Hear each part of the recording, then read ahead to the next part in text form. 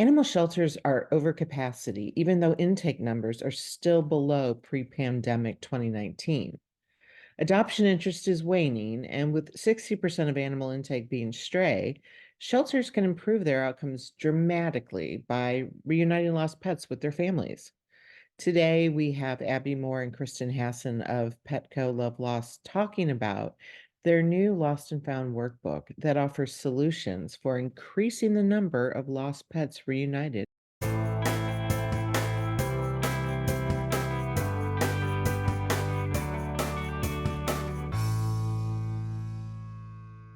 A few years ago, Petco Love conducted a study that revealed that about 1 in 3 pets go missing in their lifetime. And I was surprised by that number because it's really high. And I was curious, why do you think that is? I think the main point is we're talking about animals. They are mobile creatures. They have legs, they have instincts, they have internal will and like to explore. And then combine that with our lifestyles as human beings where we're, constantly going in and out of doors, we're moving, we're traveling, we're entrusting the care of our pets to other people. We have dog walkers. There are just so many opportunities for our pets to go missing. But what I think is really, really important about that statistic is that we should all be really comfortable with the fact that this happens. And instead, it's stigmatized. We all feel like if a pet goes missing, it's a personal failure. If someone's pet goes missing, they're no longer a good pet owner, they're not a good adopter. And we really need to turn that around because it's such a common occurrence, which is why we talk about that statistic all the time. 1 in 3 pets go missing. I don't know about you. I am the 1 in 3, at least on this call. I had a pet, uh, my much, much beloved dog go missing many, many, many years ago. First dog I ever had as an adult. And my story did not have a happy ending. So I feel like it's really important that we kind of normalize this and also normalize it in a way that allows us to talk about prevention and talk about what to do when and if a pet does go missing. I love that you talk about the importance of normalizing it and that we have been putting a pretty ugly label on people who lose their pets. I have also lost a pet, and fortunately, my pet was microchipped, and I was at work and I got a phone call from my vet's office, and someone had found my dog running around the neighborhood because I had some work being done at my house, and one of the workmen just left the door ajar and out my dog went. And I never even knew that he was missing. I didn't even know. So fortunately for me, somebody was able to pick him up, take him to a veterinary office, have him scanned for microchip. And I never had that horrible feeling of anxiety looking for him because I didn't even know he was missing until I got the phone call.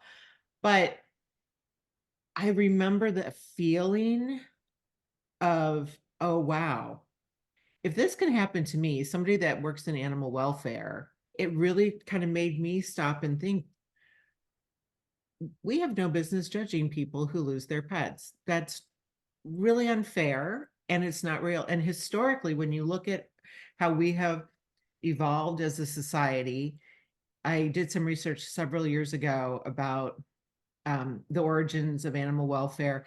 And if you go to England today, you can still see areas in communities called pinfolds, which is where um, somebody's pet, somebody's cow, somebody's dog, horse gets lost in the community, and everybody knows. You just take the animal down to the pinfold and leave them there, and then if you're missing your animal, you just go down there and, oh, there it is, and then you just pay a little fee and you get it back. And that was their actual, communities were built around that, and community people, individuals in that community thought nothing of just taking that animal down there, and that was just how we did things, and that was normal. That was just normal society. And so I think somehow we lost that on this journey, that it's normal that animals go missing, and it doesn't mean you're a bad pet owner. It means Yeah. Absolutely. I love that you brought up that history because that really it is the origins of modern animal welfare. And now it's of course it's much more complicated. There's, a larger population, larger cities and shelters are overcrowded for a number of reasons. It's a little more difficult than just like going and finding your pet in the one little pinfold. But yes, absolutely. That is what that's where we all came from. That's our history. I really appreciate what you're both saying, and it's something we're not talking about enough, is that the vast majority of animals entering, particularly government shelters, it's around 60% in open admission shelters, are lost or stray. But the ideas we've attached to those words don't necessarily reflect reality. I've worked on in the border areas of US and Mexico for about a decade. And, we know that outside of the US and a couple of other countries, animals living among us is really normal.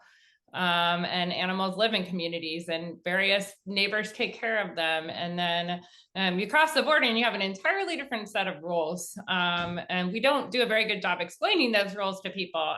And instead, we often just impound their animals. And a lot of this was the impetus for a lot of this was rabies in the mid 19th century, the fear of rabies. But it has been a dramatic change. And so I think when we're thinking about lost pets, the first thing as a government animal shelter director that we mean when we say they're lost or stray, and what we actually mean is that they were just moving around the community. And so if we can let go of some of those assumptions, we can do a lot better job getting them home.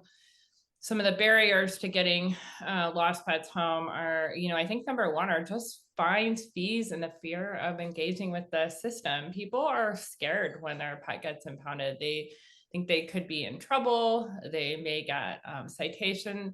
It is not infrequent to hear people worry that they'll go to jail because their pet got loose.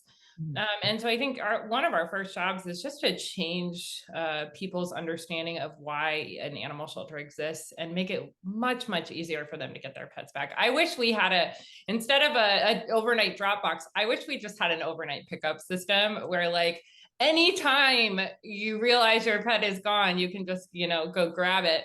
Like the pinfolds, I think is a really, really good example because, they look like round circular pens, like you just show up and get your pet back. And now we have these increasingly complex systems that are housing animals for longer and longer periods of time.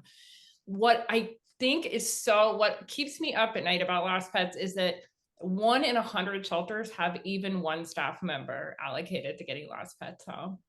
I mean, it is like the most under-resourced, understaffed position in animal shelters. And it doesn't make any logical sense when we know most of the animals coming in are lost or stray. So I really hope we can just have an entire revolution in the way we're handling this issue. That is such a good point. And sorry to just jump in, but I got really excited. That is such a good point. And it really sort of drives home my own personal journey. I for 19 years was with adoptapet.com and I was obsessed with pet acquisition. I ate, slept, and breathed pet acquisition. How do we get people to adopt more pets? How do we adopt more difficult to adopt types of pets out? How do we do a better job with our technology of marketing pets? And then when I heard that 60% of pets in shelters are stray, which often just means lost, I knew that, wow, there is opportunity to make so much impact outside of pet acquisition. And in a time when we can see through publicly available Google search data that interest in adoptions is the lowest it's been in many years, that we just can't adopt our way out of this problem. The easiest way for us to get a handle on the overcrowding in shelters is to just simply pay attention and make an effort to getting those pets that are owned back to their families. Why do you believe shelters struggle so much with reunification efforts? Well, I think so. Part of it is just that they're not resourcing that function, like they're not trying. And that is partly just because the system really is really set up to take in animals. It was not set up to get them out of shelters. And because of the stigma against people that lose their pets, I think we have just a culture in shelters that doesn't prioritize returning lost pets. And in fact, we kind of meet people who come in to get their pets with suspicion. Anytime somebody, God forbid, you're a two-time offender, your animal has showed up at the shelter twice for being lost. So I have this dog I just got from a shelter I was working with, and she's a climber, an amazing climber. Like she can climb anything, and she gets out and goes and hangs out with like the kids in the neighborhood. Or the other day she got out, walked herself to the local like rib place, got ribs from the dumpster. I don't know how she got in that, and then walked them home. And I mean, this is me, right? So it's really been teaching me a lot, because if I were in a different place where animal control, I think, was like quicker and more worried about lost pets, like she'd be impounded daily. And it leaves us all in this position to wonder, like, what do we need to do differently to really help? I think the word normalize is right, but help get people to react sooner, to realize when their pet is gone, to realize it's probably like a block away, is the other thing. Your pet's probably in the dumpster getting some ribs, or like around the corner, or in the case of a cat, hiding under a bush, or even inside your house. And so I think we need to like sort of help people react appropriately. I know we'll talk about Petco Love Lost in a moment, but I think the quicker that we can get pets home without them going to the shelter, because once they're in the shelter system, it is so hard to get out. It's like when somebody enters any institution, it's going to take longer for them to get out. And so like my goal has really become to keep them out of the shelter by teaching people how to react more appropriately when they find out their pet is lost, or when they find a lost pet. I think the system, it's just government animal sheltering is going to take more time to fix than tomorrow. And so the best thing we can do is help people get pets home without them entering. Yeah, I think that's absolutely spot on. And, I think it just starts with changing our paradigms. And that's why I keep saying over and over again that the easiest thing for us to do is to return owned pets to their families, because I think it's just, we as animal welfare folks get into this groove where we're just so focused on, putting out the fires and it just feeling overwhelmed, that we have to take a step back and look at our data and look at what our data is telling us. And in this case, our data is telling us that a lot of these pets potentially are owned and have owners who may be looking for them, and adoptions are down. And so like, let's just turn our attention a little bit. And like Kristen said, let's focus some of our manpower on making sure that those pets are going home. I think it's fair to say shelters need more resources for unification. And that's why this workbook is, I think, an essential tool. And I read through it, and I love the way that it's laid out. I love the critical thinking paths that you all took and the exercises you put together. So let's talk, how did this workbook come to be? So at Petco Love, what I do, most of my work is with Petco Love Lost, trying to get the word out. And Petco Love Lost, of course, it's a database of lost and found pets. It's a place where people can post and search for lost and found pets. And one of the cool tools that we use is image recognition technology to make matches. So I came in like, I need to grow this. And who better for me to recruit, to help me get the word out and to understand what the needs are, than Kristen Hassen, who is my hero in animal welfare and knows everything that there is to know. So we've been really working on getting the word out and going community by community, and also getting shelters to replace their lost and found reporting, their public reporting, with Petco Love Lost, which we'll talk about in a second. But this workbook, I need to give credit where credit is due, 100% written by Kristen, and is brilliant. So now that I have said the things that Kristen wouldn't say about herself, Oh, we'll let Abbie, Kristen that's talk really about nice. the workbook. That's so nice. And I think, Katherine, you and I have been in this long enough to know that the thing about this moment, I think that is different is that everybody is freaking new.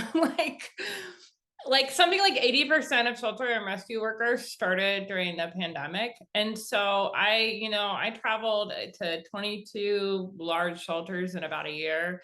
And it was shocking to me how little institutional knowledge there was. Like I really am worried about that, because the lessons we learned over many years it's like folklore, they're not being passed down. People exited the field too quickly.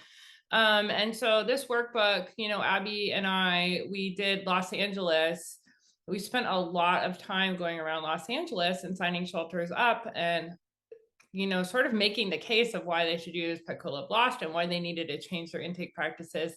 And what we found is that even though the leadership absolutely bought in, the shelter workers didn't even know the basics of lost and found. And so this workbook really is intended to provide an overview to staff and volunteers at any level to help them even understand what the problem is, how to think about it. And then we made it really interactive, because I also think there's a lot of new managers in animal shelters who maybe don't know how to do staff training that's really engaging. And so we tried to create exercises to that end. And this was really inspired by Abbie and I and one of our colleagues were in the Los Angeles area at a large shelter. And we were there for our visit, but we happened to run into a young man who was trying to get his dog back. And he had gone into, he had brought his dog, I believe his dog had might have come in I think it came in as a stray, but it was because he had to go into treatment, and he did intentionally have the dog impounded so he could go in. He was experiencing a mental health crisis, and Unhoused. and he was also unhoused, and so he's trying to get his dog back, and they were going to charge him something like $500 to get the dog back. And they were so unkind to him. Just seeing the interactions, like the staff wasn't seeing this person in front of them who loved his dog. They were just sort of like moving through, and they're like, you don't have the money, you can't get the dog. So we intervened. He got his dog back. They reduced the fees. And that dog, I've never seen a dog happier to see his person. I've never seen him happier. And the whole time he was there, what was like really heartbreaking is he was trying to volunteer. He was like, I really want to volunteer. I really want to help. And he was just such a sweet guy. And the dog was so happy to be back with him. And it was just this like moment, I think, for all of us that was like, we have to do something here. Like, for this to be the case, like this is a human rights issue. It's an animal rights issue. That dog probably would have stayed there a year or it would have died there. It was a young pit bull dog.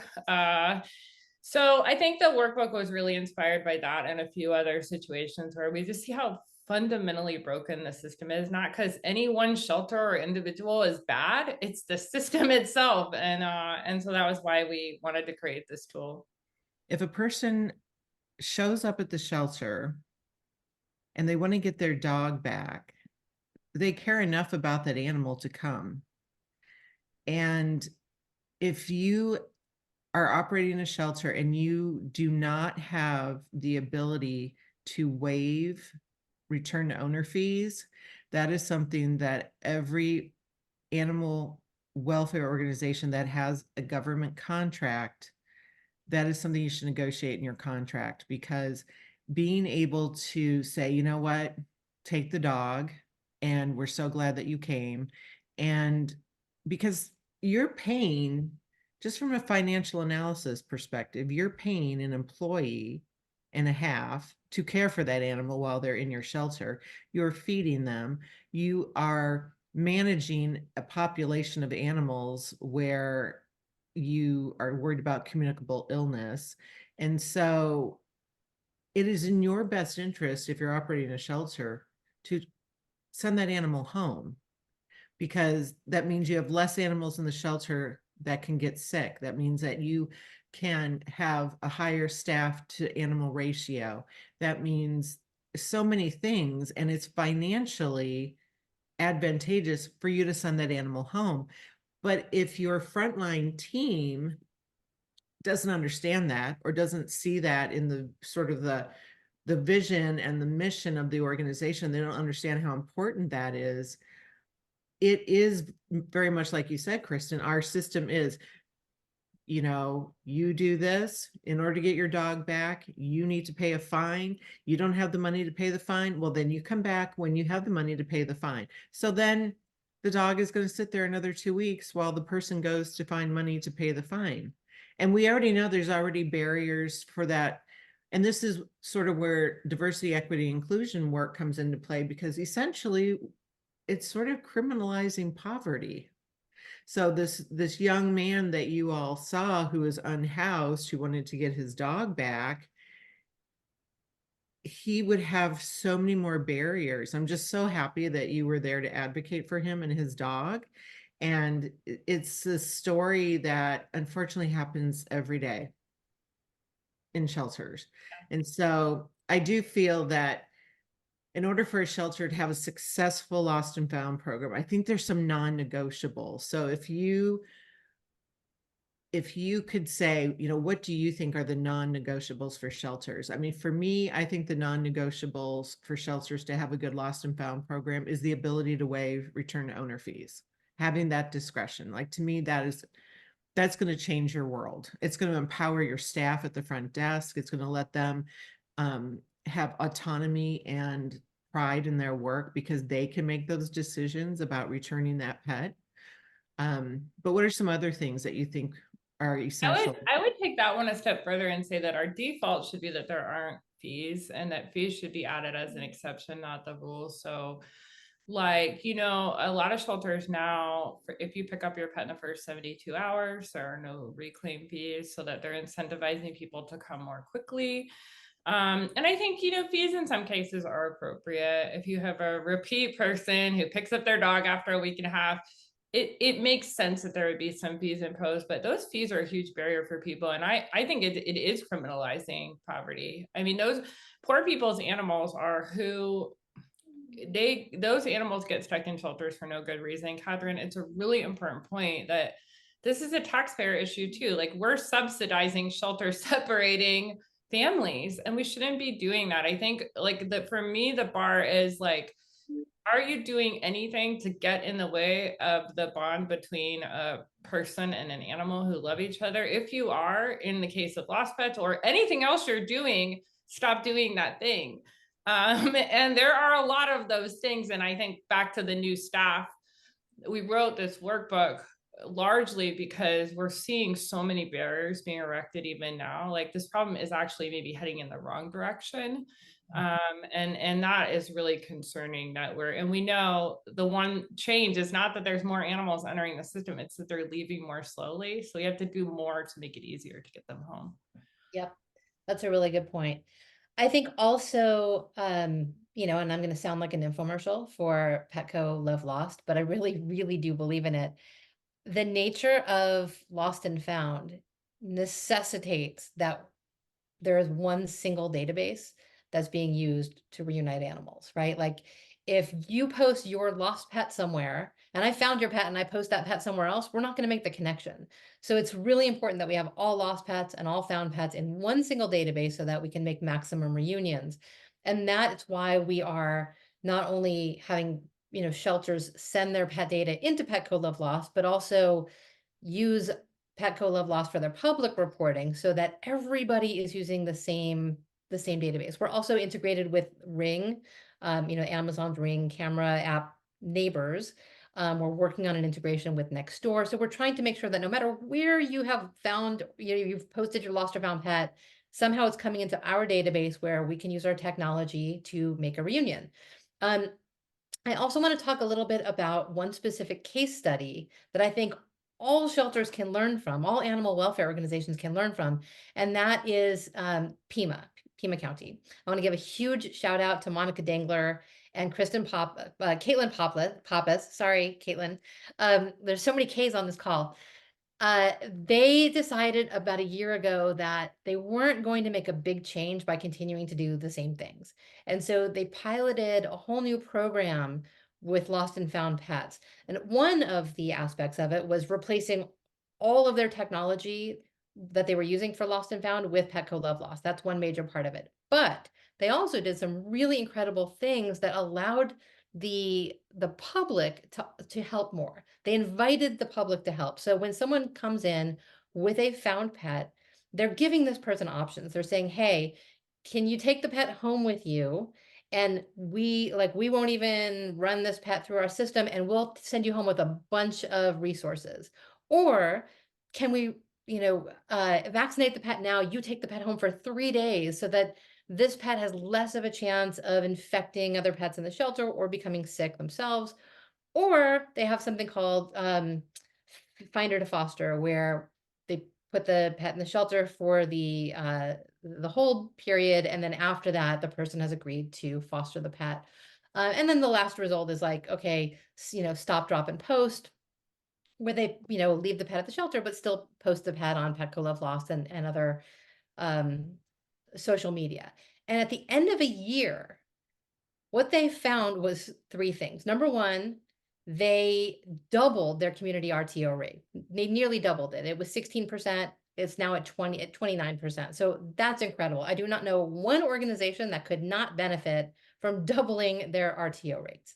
Number two, they're preventing pets from coming into the shelter. And we can see that because the national average shows that stray intake is increasing by 6%. Theirs only increased by 1%. And they're a big intake shelter. They took in like 20,000 pets last year. And third, they're saving their staff lots of time and being able to repurpose that time for more life-saving activities. So they used to handle like 50 to 60 calls a day, calls and emails a day about lost and found pets.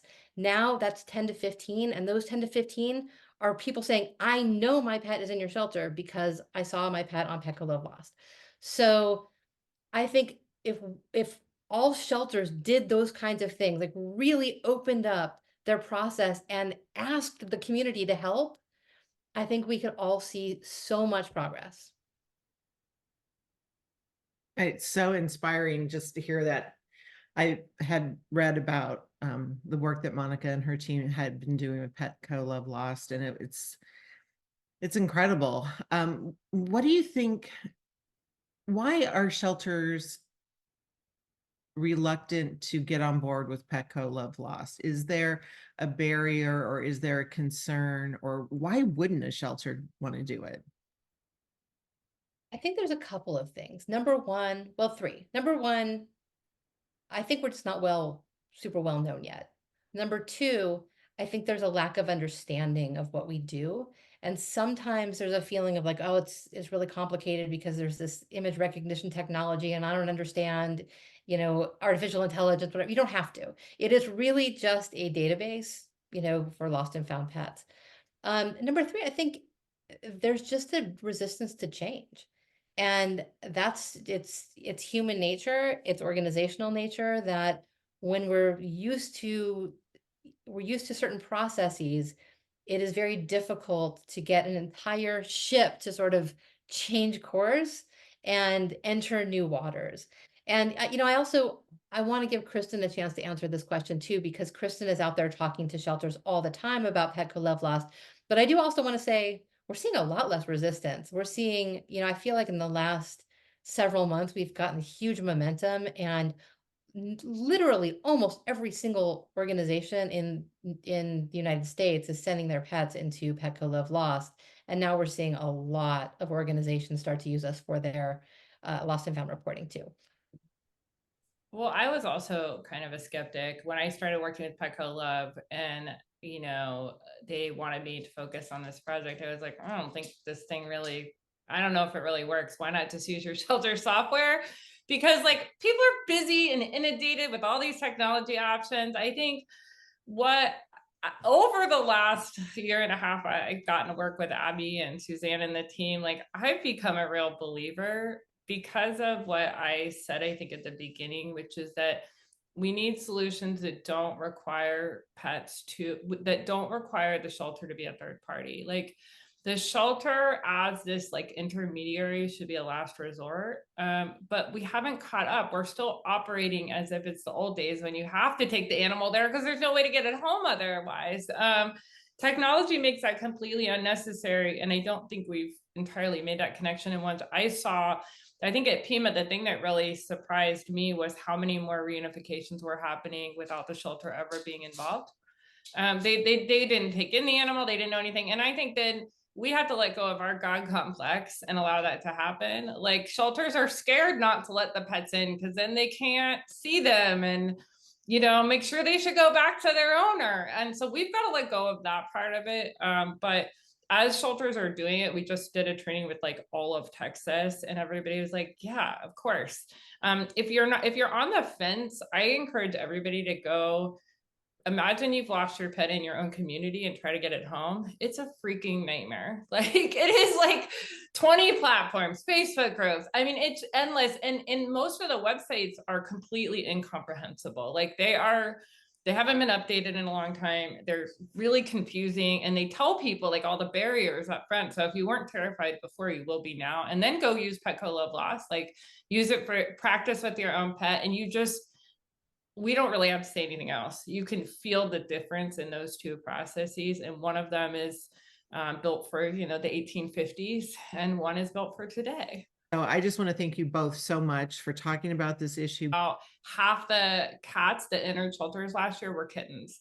Kittens are generally not getting reclaimed, but they're always factored into these RTO rates. So actually cat RTO rates are going up. They're getting better as our cat adoption rates. So I think we are seeing some positive changes there. And just to also say about Suzanne, this is her legacy project. Suzanne's been leading Petco Love along with Abbie and the leadership team for, gosh, she's been there a long time. And I think this was like the thing that she wanted to get done. And Petco Love is a nonprofit. It's not, nobody's making money off of the project. It's really like her goal was like, get this central database and we can end the problem. Like we just end it. And if we did that, we would not have euthanasia for space and animal shelters anymore. You know, we wouldn't have the disease we're having, Katherine, that you mentioned earlier. So, you know, this really is her passion project. And I think I'm really just proud to be here to help realize it and so grateful for you letting us come and talk about it. Yep. Thank you so much. And yes, I just will piggyback on that by saying, in fact, one of the reasons why we have Petco Love Lost is because we don't think that anybody should benefit and make money from, you know, people suffering while their animals are lost. We want to make sure that there's always a 100% free option. We're also fiercely protective of people's personal data. We don't share it with anybody. So, and you know, all of our materials are available in 8 different languages. We just want to make sure that everybody, no matter who you are, feels comfortable reclaiming their pet. And thank you so much for having us on here to talk about this. This has been super fun.